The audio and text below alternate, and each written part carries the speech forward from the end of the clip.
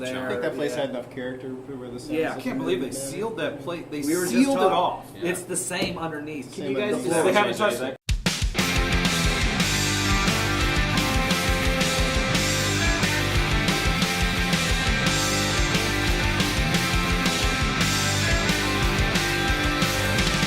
I wanna take you up from the landslide. You've been living down there for a long time. You wanna make it, you wanna make it. For you, Josh, what is it like to see a sea of people at an event that you've just poured your blood, sweat, and tears into? I mean, whether it's the height of day one or the middle of day two, like, it's got to be euphoric. It's I'm not gonna lie to you. I don't have too much fun. I don't have that much fun. The days of the festival. Yeah. Busy. Usually, I'm busy. I'm chafing real bad usually. I do have those small moments where it's like it's successful, but it's more of a relief that it's like, oh God, thank God people came. Yeah, More than I'm the shit. I don't ever think that. I mean, that's every day. The days of the festival is more of a thank God people came and we don't lose our asses on this thing, because without people coming and without the volunteers, it's just not possible. So at the end of the night, when it's packed and Annihilate's playing like they have for the last 5 years, and there's a sea of people, it's just relief at that point, to tell you the truth. So I just try to have as many beers as I can put in my belly and just sit there and just enjoy as much as I can. Micah, for you, going and playing different venues with different bands, and I don't want to say that I don't want to have like possession, like you're one of our musicians, and I love it when you play our venues. But is it something that? belong to you. No. See, this is why I'm meeting with a panel, because I don't want to be overwhelming. Yeah. But I'm just so passionate about what everybody does. I think it's amazing. I'm just playing. But I know. But is it?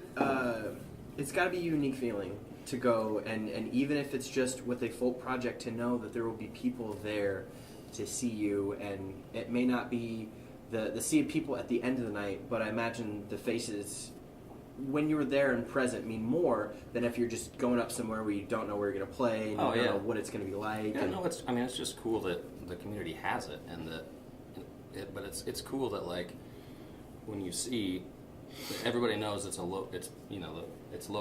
Yeah. It's a local thing, and so when you see all these people come out and support it, like, all right, this is pretty cool. This is kind of a little music town. I hope so. Yeah. I really do. I mean, saying that, going off that, I mean, 2 years ago we had 47 bands, all original bands, playing at Downhome, which it's a testament of the city. It's unbelievable to me that, I mean, it's kind of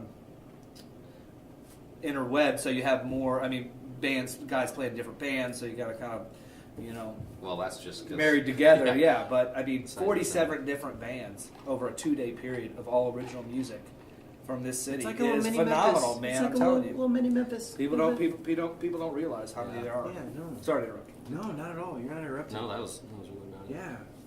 Yeah. Robbie, I know that you just can't come to break stuff and play loud music, which Never gets tiring. You do it very, do it very well. But is there a different feeling for you when you're going to play a national punk fest, or if you're playing on Fifth Street at 10 o'clock with? I mean, there's got to be 200 people just crammed into the. Yeah, it depends. If it's a show that I had nothing to do with setting up, then there's really no pressure. But it's kind of like what Josh said. When you set the show up, which Downhome, you set it up, but we all kind of do our thing to get every people band there. I would disagree, because you've set up your entire life to play that stage. That's how I see it. Oh, well, I mean, but when you set the show up, other people are depending on you to promote it and everything else. Right. So Well, it you is got a relief. 47 bands. It's like 47 times how many members?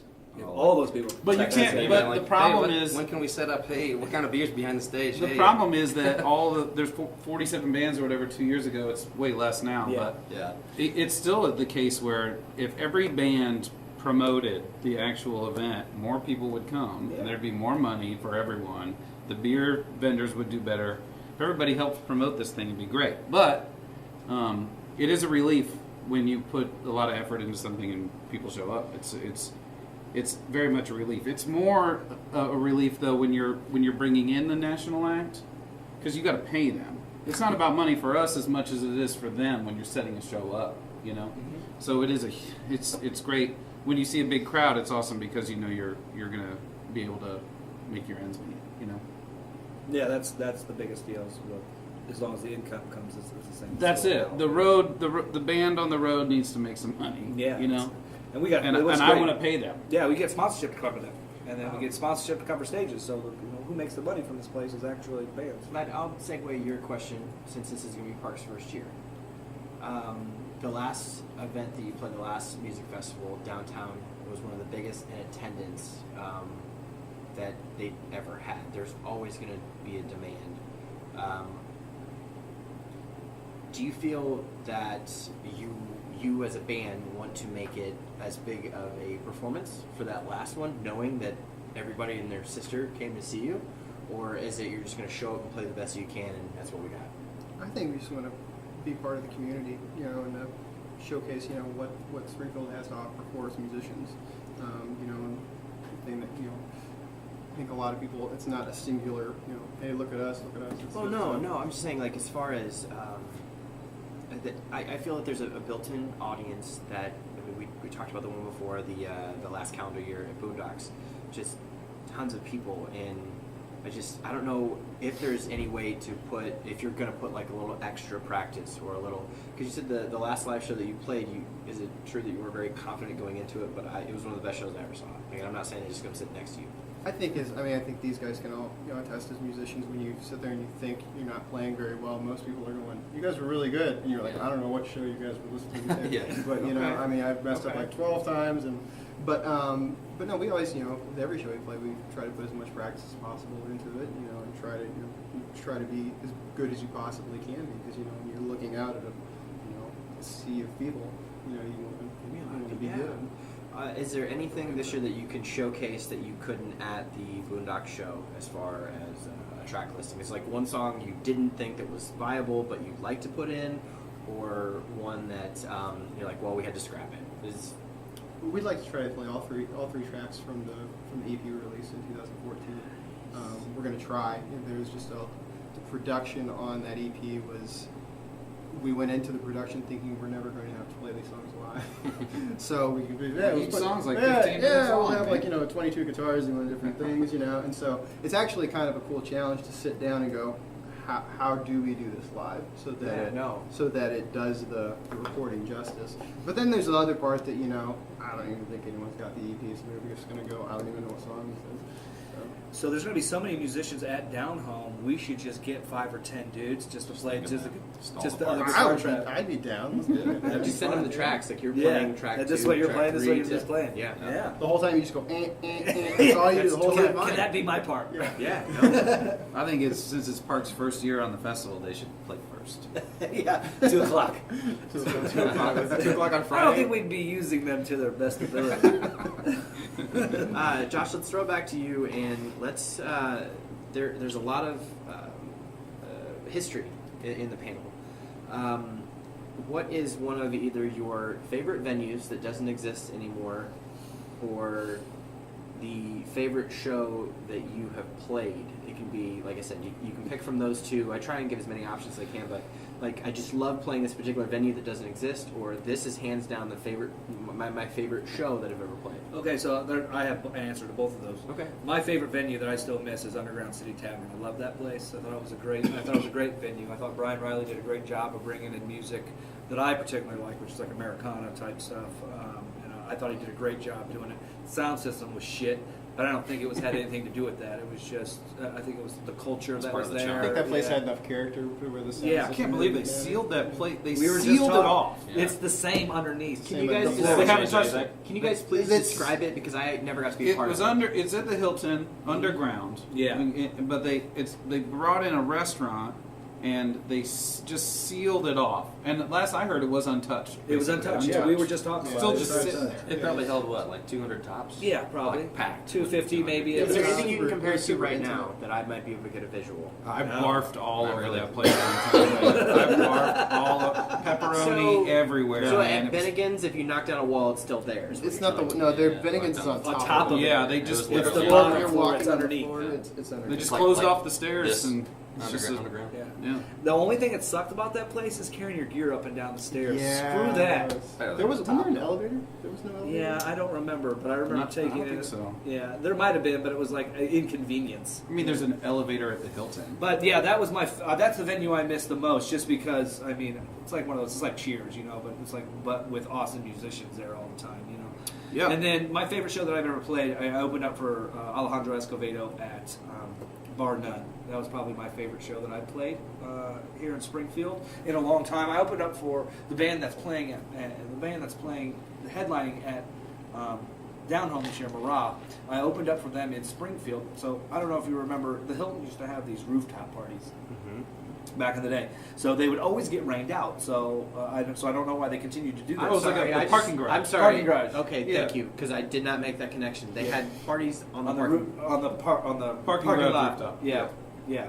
So they used to bring in like 4 or 5 national acts, and Marah was one of them. So one year, the 3 years it rained in a row, they ended up putting you in a ballroom, which was like the lamest thing ever because you're in a ballroom that should be like a wedding. But we opened up for that band Marah, which is I'm a huge fan of since I had been a kid. So that was the other one that I would say would be one of my favorite ones. Is it my turn? You had 3 minutes, but you 3 minutes to calculate your story. No, I just didn't know if it was my turn. Absolutely, we're just going down the line. I was gonna say Underground City Tavern too. I mean, Stop stealing my shit, dude. I'm sorry, I was really gonna say it. It was just the kind of place that you could go see like a national act, and like 30 people would be there. And, It's like def- really intimate crowd. So It's it definitely our style it of wasn't music was just there. the venue; it was the culture. It was, Yeah, okay. Brian booked a lot of cool acts. So I mean, just because it's a cool room doesn't mean it's a cool place. He booked a lot of cool acts too. Okay. Yeah, I remember seeing. Is there an online petition at this point? Like I saw David Come Mead on. there. You know David Mead? I know Chuck Mead. I don't know if they're related.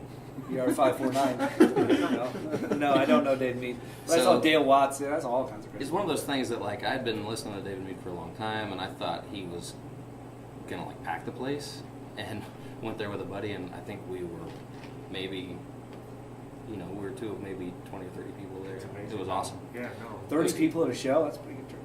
Yeah, he's a Nashville guy, and it was kind of disappointing because he didn't play. I was totally that guy, and he didn't play the song I wanted to hear. And so I waited until he was done, like an idiot, and I asked him to play it, and he's like, "No." And I actually respected him a lot more for saying no. Like, all right, that's kind of cool.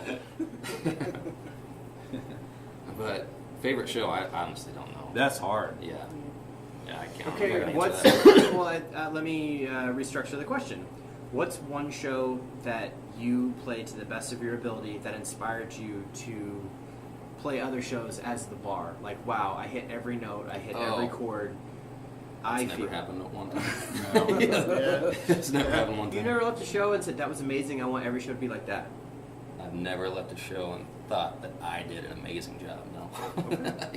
No. I think that's a curse of being a musician. You know? Yeah. One of the things I thought was Self-deprecating, for sure. one of the things I thought was really cool when I was a kid going to punk rock shows. I was like that, seeing the bands and you get the tingle feeling on your back and Yeah. your neck at some points. You're like, that's such a cool feeling to receive. It must be even better to Yeah, give. yeah. And then you go to, and then you're on stage and you're like, oh, I fucking suck. And then you walk off. Right. And then kids are like, oh no, it's really good. And you really like that part in the song. You're like, so the paradox of that is you don't really know you're doing that. Yeah. Which kind of sucks, When- but.